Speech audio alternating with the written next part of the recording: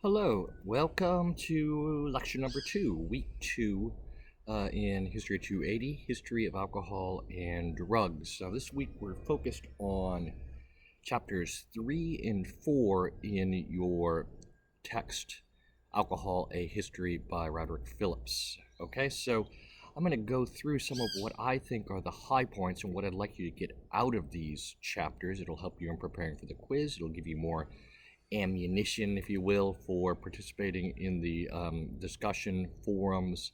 And quite frankly, I think it just will make it more interesting and engaging for you. That's the goal anyway. So let's get going. Since I don't want to make these video files too big, waste too much time. So chapter 3 deals with alcohol in the roles of the great religions of the world. Now, I say the great religions of the world, the main religions of Europe and Africa and Asia Minor and Asia at this time were Christianity and Muslim. Although we'll see, we know that in the Buddhist tradition as well, there were warnings against alcohol and licentiousness and giving in too much to the sensualness of the body and earthly things. But in the areas of Christianity and the Islamic faith, there were also warnings against alcohol. Now, Christianity's relationship with alcohol, as we already mentioned in Lecture 1 and in your first initial readings in Chapter 1, has a very close relationship with alcohol. But the one thing to take away from how Christianity is often views alcohol, and many of you are probably familiar with some Christian denominations that forbid the use of alcohol altogether, using grape juice even instead of wine in the Eucharist or in the communion, with the drinking of the wine or the drinking of the grapefruit juice. So a lot of the ideas about abstinence from alcohol within Christianity, though, is not rooted in ancient Christianity. That's pretty clear. And look at those pages in chapter 3 that talk about the two interpretations or the two versions of what wine was. It comes from us from the 1800s. See, the 1800s was the time when temperance became very, very powerful within the United States, in the early United States history, within Great Britain and other Christian regions of the world. And they began to have this conundrum right at that time. Well, how can we be preaching against against alcohol and even from abstaining from alcohol altogether when, in fact, grapes and wine are the most frequent fruit and beverages mentioned in both the Old and the New Testament? And you can see all the mentions of wine with stories from the Bible, from that of Noah who becomes drunk, and then there's that episode of incest that is blamed on the alcohol, for which his son is punished. You can read about, and many probably know, Jesus' first miracle was turning water into wine. Well, what does that two versions of wine interpretation of the Bible mean? Well, they saw that they believed, wasn't necessarily historically accurate, but they interpreted it as there being wine with alcohol. That's where all the sin came from. And the other times they were drinking grape juice. Now, this is ahistorical, meaning it doesn't make sense when we look at the records, because in the ancient Greek, ancient Roman world, ancient Christian world around that time, most of the wine that they're drinking of was more than just grape juice. It was actual wine. Some of it was a lot weaker and often was diluted with water, so it was a lot weaker than wine is today. Many types of wine are today, but it was still wine and it was still alcoholic. So keep that in mind. The other thing to keep in mind about Christianity is that in the early centuries of Christianity, some of the ways in which Christ was seen was almost as a god of wine. Dionysius Bacchus, the Roman god. You get this word bacchanalian from Bacchus, right? If you one of the words you can use if you want to impress your friends uh, is, oh, it was quite a bacchanalian experience they were having. That means a drunken experience, right? God was, or Jesus was seen in some of the ways in which other gods had been worshipped as gods of wine, and they would emphasize um, his turning the water into wine. A lot of the early depictions of Jesus had him um, putting his feet on grapes as in a wine press. Then there is, of course, the Last Supper, Jesus's commemoration with wine and bread, the communion, which we'd already mentioned. So Christianity, ancient Christianity, and wine were very interconnected, interlocking. Islam has a very different tradition. Um, Now, in the Quran, there is a warnings against drunkenness, which within a number of generations after the time of the Prophet Muhammad, after that time of the Prophet of Muhammad, becomes a complete prohibition on drinking of alcoholic beverages of any sort. This doesn't mean that all Muslims always abstained from alcohol. In fact, you can read in your textbook about some of the clever ways that they got around it, right? If you weren't aware that it was actually alcohol, that it was an alcoholic beverage you were drinking, then it was okay to drink it, right? And in places where wine production was particularly prevalent prior to Islam becoming important there, such as in Spain and in the Balkans and southeastern Europe and even in Turkey, in places of the Ottoman Empire, there were exceptions to this idea of complete abstinence or prohibition of alcohol altogether. But nonetheless, the Islamic faith does not have the same interconnections and interlocking histories, with alcohol as Christianity has. And really, the Islamic faith and the places in which Islam is practiced in the various kingdoms around the globe, in the ancient to medieval and even to modern times, have been very successful at making alcohol a very small part or eradicated altogether from their lives, from their cultural experiences. So look at that part on Islam. Okay, those are just some of the highlights from chapter 3. I want to jump ahead now to chapter 4. So, in your notes, right? Chapter 4. This is what you should be looking for. If you read it already, you might want to highlight some of these points. So, first of all, understand that medieval or Middle Ages is this period after the decline of the Roman Empire, that continues from that time, around the 5th and 6th centuries, up into about the 16th century and beginning of the 1500s, into the 1400s. That's where we kind of think of as the cutoff for the medieval period. And this is the time when you have a slow economic and population growth across Europe and Asia Minor and even in Africa, with warming temperatures as well.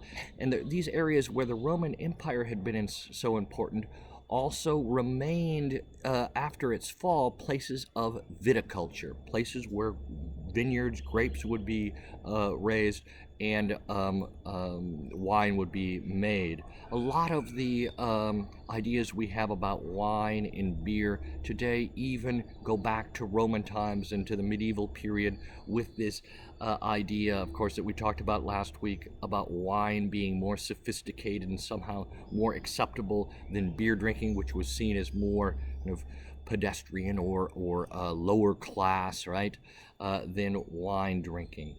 And this is also the time when you begin to see, especially by the 12, 13, and 1400s, economic growth and the growth of some cities, Paris, for example, Hamburg in Germany, London to an extent in England. They're beginning to recover from that downfall of the Roman Empire, and they are growing economically. And one of the main areas of economic growth was around the alcohol industry. So we begin to see the growth of alcoholic industry.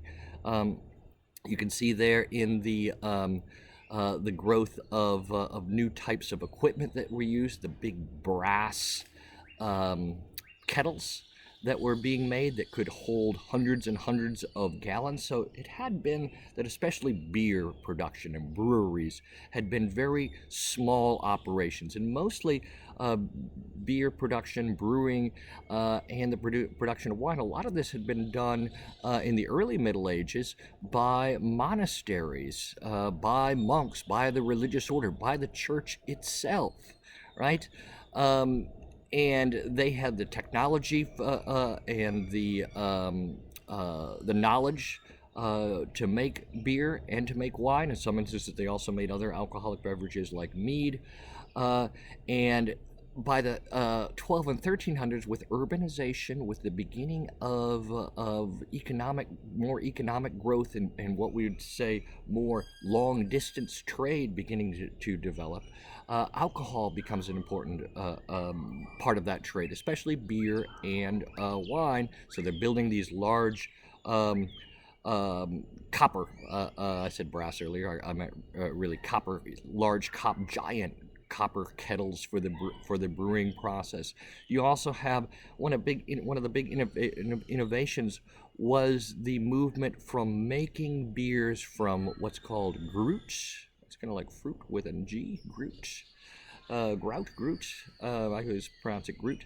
To using hops, and a lot of most beers still use some sort of hops today, and this facilitates trade because hops actually helps to cut down on the contamination of beer, because the whole idea of fermenting, is to kind of what we might almost think of letting it begin to go bad and to age, right? For those sugars to begin to turn into alcohol. And we talked about this in sort of rotting fruits, but it can be controlled, this process of fermentation with the grapes, and in the case of wine, with the grains, in the case of beer, adding hops preserves it. Then it used to be that ales made from the groot could only be transported about, only be kept about 2 or 3 weeks before they start to go bad, right? So now you could put beer or ales, and I'm going to use ales and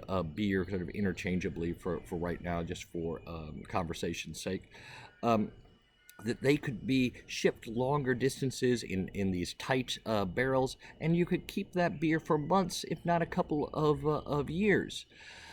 So this is an important development, and it shows us the importance of trade. Another thing to keep in mind, that women had primarily been the brewsters.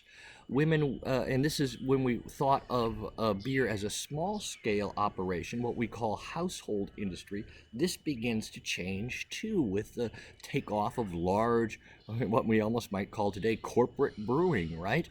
And so whereas women and wives and that were in charge of brewing, now businesses are going to take over, and there's going to be increasing criticism of women being in charge of brewing beer. So keep that in mind. There are ideas here of changing gender roles. You can look in your text in chapter 4 where it talks about the growth of these trade patterns. This is also the time of the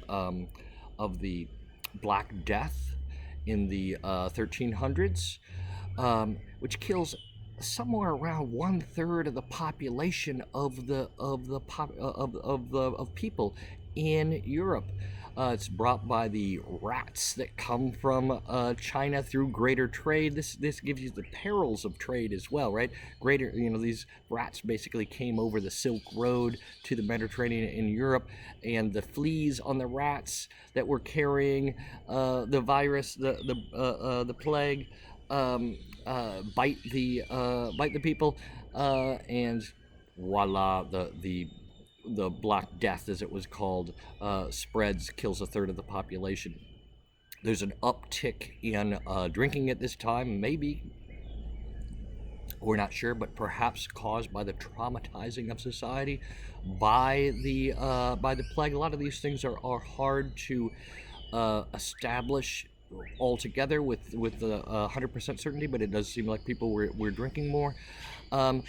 The population fall off, and then in the 1400s, though, there's a real takeoff in this brewing industry again, though, and we begin to see as well the beginning of the rise of taverns and tavern culture. It's kind of like the beginning. I've heard it described as the beginning of early consumerism. When you have a consumer economy, right, is when you're consuming something sometimes almost every day. Sometimes in more recent times, cigarettes, sodas. These are consumer items, right, that you boom, boom, boom, one after another. They're not necessarily good for you. They're not necessary for life. They're sort of the sweet things in life. Sugars and that also could be a kind of a consumer items, but beer was one of the first of these consumer economic items. The word that's also used in your textbook towards the end of chapter 4 is connoisseurship as well, because this was also about consuming goods that gave you status. So as these alcoholic industries begin to develop, there's more and more attention to spend. Well, what are you drinking tonight? Well, I'm drinking the wine that comes from Burgundy, right? Or I'm drinking the claret. There's different types of wines from different regions. There's reds and whites. You can think of it today. Some of you might know about the craft beer revolution that's kind of taken place in the United States over the last 20 years. That industry in craft beers today sort of mirrors what had gone on in the alcoholic industry centuries ago in the 14 and 1500s, as that consumer culture begins to really explode, right? And also at this time, and I'll end on this point, and towards the end of chapter 4, you'll see that with the rise of more and more taverns selling these mass-produced beers, there's also more and more attention of people beginning to be concerned about an epidemic of inebriety, drunkenness. Inebriety is the opposite of sobriety, means drunkenness. With the rise of the tavern. Now, we can never quantify if people were actually getting drunk more at this time than they had been earlier. That's hard to define. But what we do know is that by the 14 and 1500s, people are drinking a lot of alcohol, especially in Europe, all up and down the social ladder. Part of this is well because the water is unsafe to drink, especially in these larger urban cities. Potable water, drinkable water, is often unsafe, and they recognize that fact. And so they encourage the drinking of beer and wine. The irony, of course, is the people that were most vulnerable were the poor and the laborers and that who couldn't always afford to drink beer, and especially wine. Wine is still considered a richer person's drink. It costs about 6 times as much as beer. But even for laborers out in the fields, whether they were living on feudal estates or not, they often received as part of their daily wages. They often received beer with that, sometimes as much as 3, 4, 5. You can see the numbers in the textbook about how many pints or liters in England of beer a laborer might receive, or an apprentice to a cobbler, a person who makes shoes, for example. It's pretty incredible. But there wasn't this, really no one in Europe, at least, outside of the Islamic faith, would have been abstainers from alcohol. Everybody drank. It was normal, and they drank a lot more than we probably do today. At least what would be recommended today. And the other thing is that they drank kind of constantly from the time they got up in the morning to the time that they went to bed at night. Drinking was intertwined into their daily activities, and in the workplace there wasn't the prohibitions about drinking. Like no one would think about today going to work drunk, or you would quickly be canned, right? If you exhibited that kind of behavior. So those are some of the themes in chapters 3 and 4 of the textbook. I hope you enjoy it. Please look at it closely. Use this lecture, this short lecture, and the notes from this lecture as a way of highlighting points in the chapter. Okay, I will see you all next week. Thank you. Stop taking video button.